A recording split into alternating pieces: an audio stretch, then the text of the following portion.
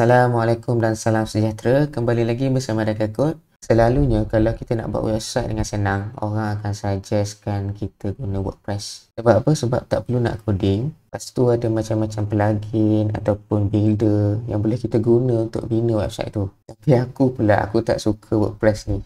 Dan sekarang actually dah banyak alternatif kepada WordPress ni. Contoh macam Webflow, Wix, Weebly dan macam-macam lagi lah. Tapi untuk video ni, aku akan sharekan 4 website builder yang aku boleh consider baru, murah dan lagi senang untuk kita guna selain WordPress. Jom kita tengok. Okay, yang pertama Cut. Okay.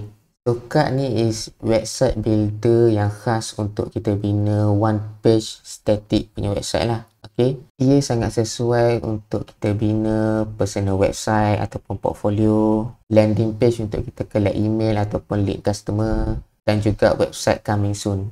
Contoh kat sini portfolio yang pernah aku develop guna Cut ni, dan ini adalah contoh coming soon punya website. Okay, so memang tak ada apa. Bagi aku Cut ni memang lagi simple dan senang untuk kita guna berbanding dengan WordPress. Just drag and drop, lepas tu tak perlu nak fikir pasal setup server ke hosting ke. And then design dia responsive. And then yang paling penting, Cut ni adalah percuma. Okay, of course lah ada limitation dia. So antara limitation untuk free plan, kita hanya boleh bina 3 website dan juga website kita tu hanya boleh dipublish kepada cut.co subdomain. So kita tak boleh guna custom domain lah. And then akan ada 50 elemen limit dan juga cut branding. So maksudnya website kita tu akan ada made with cut. Macam tu lah.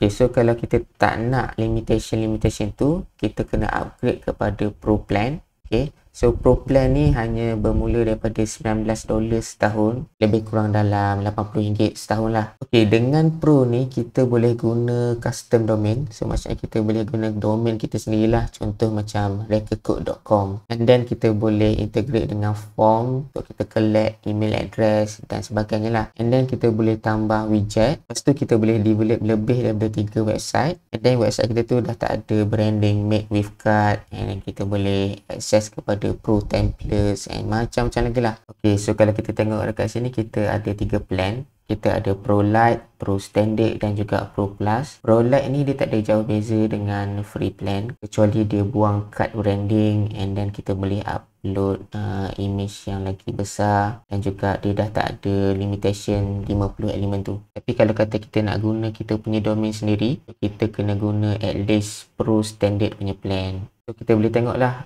feature-feature yang ada untuk setiap plan ni. Dan kalau kita tengok dekat sini, kita ada Pro Standard 25, Pro Standard 50. So yang membezakan dia hanyalah bilangan website yang kita boleh bina dalam satu akaun tu lah. Maksimum bilangan website yang kita boleh bina dalam satu akaun Cut ni is 500 website. Kenapa aku kata Cut ni senang? Sebab dia ada banyak template yang kita boleh guna untuk kita bina website kita tu. So dekat sini dia ada macam-macam kategori. Kita ada profile, landing page punya template, lepas tu ada form, and then kita ada portfolio. Template ni ada ni bagi aku semua lawa-lawa. Okay, contoh kita tengok satu kat sini untuk profile punya template. Dan macam aku kata tadi, dia ada free template dan juga pro template. So kalau pro template ni at least kena guna pro plan. Yang bagusnya Cut ni, kita boleh try dia punya builder tanpa kita perlu register. Okay, contoh dekat sini aku pilih template ni, and then dia akan terus bawa kita kepada dia punya builder. And then kat sini kita boleh edit lah information and then masukkan gambar yang kita nak. Time nak publish tu je baru dia suruh kita register. And once register, kita boleh terus publish. Seterusnya kita ada Doric. Doric ni pun senang untuk kita guna, tapi dia lagi advance daripada Cut. So advance tu is daripada segi styling dia lah. Dan bagi aku editor ataupun builder dia juga lagi user friendly compare dengan Cut. Dengan Doric ni kita boleh bina landing page ataupun apa-apa jenis website lah. Contoh website portfolio, website produk, website syarikat ataupun startup, macam-macam jenis website. Dan juga akan datang kita boleh bina blog sebab dia akan ada CMS dia sendiri macam WordPress lah. Okay, kalau korang nak tahu, aku just guna Doric untuk aku bina portfolio aku sekarang. So kita boleh tengoklah perbezaan Doric dengan Cut. Dengan Doric kita boleh develop website yang lagi cantik and advance lah. Okay, Doric pun dia ada template tapi dia tak banyak macam Cut. Okay, dia ada dalam berbelas-belas je template. Tapi semua template dia semua lawa-lawa. Okay, so kita boleh tengok sendiri dekat sini. Dia ada macam-macam ini template. So ni contoh website portfolio. So, kita tengok design dia memang lawa. Template untuk produk. Dan ada banyak lagi template yang kita boleh guna. Okay, daripada segi harga pula, Doric ini dia mahal sikit daripada CAD. Tapi bagi aku, dia still consider murah lah. So, kita boleh tengoklah dekat sini untuk free plan ni, kita just boleh guna doric.io punya subdomain. So, kalau kata kita nak guna domain kita sendiri, kita at least kena ada starter plan. Dia memang bagi kita unlimited page. So, maksudnya kita boleh bina berapa banyak page yang kita nak untuk website kita tu. And then kita boleh akses kepada semua template. Tak macam CAD tadi, dia ada free dan juga pro template. And then kita ada free SSL ataupun HTTPS lah. And then kita boleh integrate website kita ni dengan macam-macam tool ataupun services yang ada kat luar sana. Contoh macam Mailchimp, Stripe, Google Analytics and sebagainya. So dengan $3 setiap bulan ataupun $36 setiap tahun, lebih kurang dalam 100 setengah setahun, kita boleh develop 2 website menggunakan kita punya domain sendiri dan juga unlimited website menggunakan domain doric.io. Doric ni pun dia macam CAD, so kita boleh try dia punya builder dulu tanpa kita perlu register.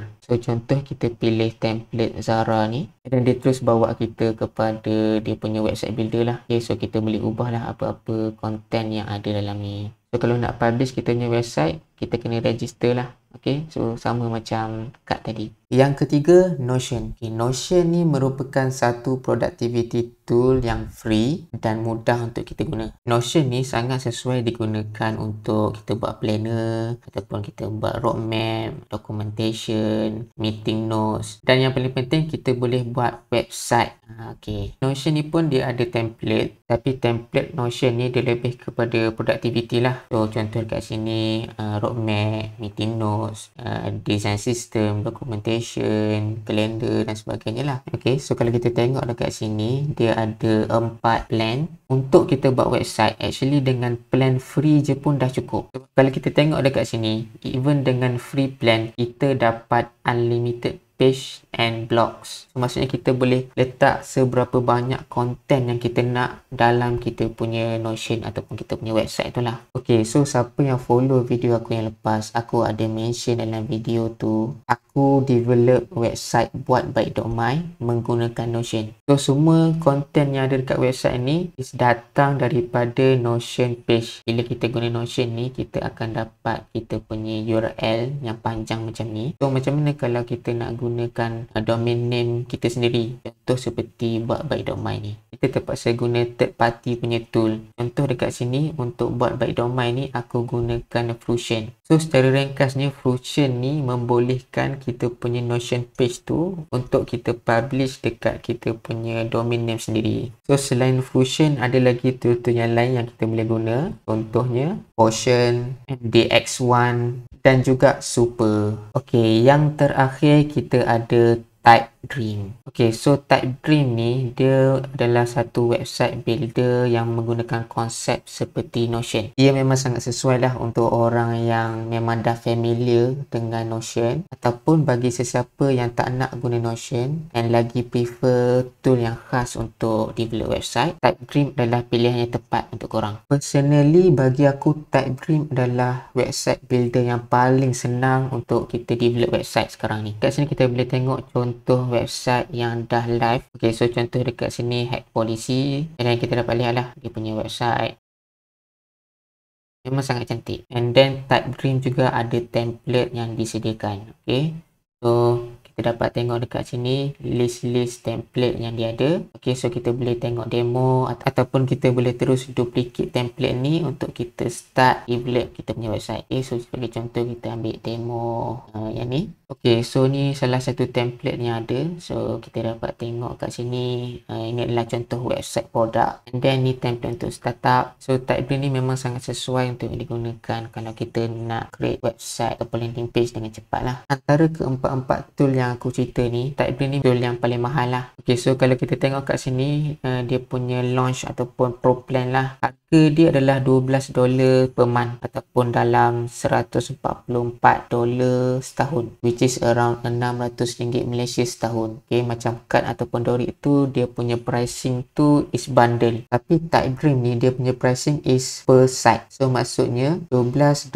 sebulan untuk satu website. Feature dia lebih kurang je. Okay, so kita boleh guna custom domain, kita dapat SSL certificate, SEO and metadata apa semua tu. Tapi yang lainnya Type Dream ni dia ada team collaboration. So maksudnya kita boleh invite orang lain untuk develop kita punya website juga. Kalau kita nak try, kita kena register dulu. Okay, so memang dia tak bagi untuk kita test dululah dia punya builder tu. Okay, so itulah 4 website builder yang aku memang suka guna, murah dan lagi senang berbanding WordPress. So bagi tahu dekat ruangan komen di bawah website builder yang mana yang korang suka guna. So, adakah korang memang lagi prefer WordPress ataupun korang lagi prefer guna tool lain seperti Webflow, Wix, Weebly dan sebagainya, ataupun korang jenis yang suka develop website from scratch, maksudnya dengan menggunakan coding lah. So bagi tahu komen korang dekat bawah.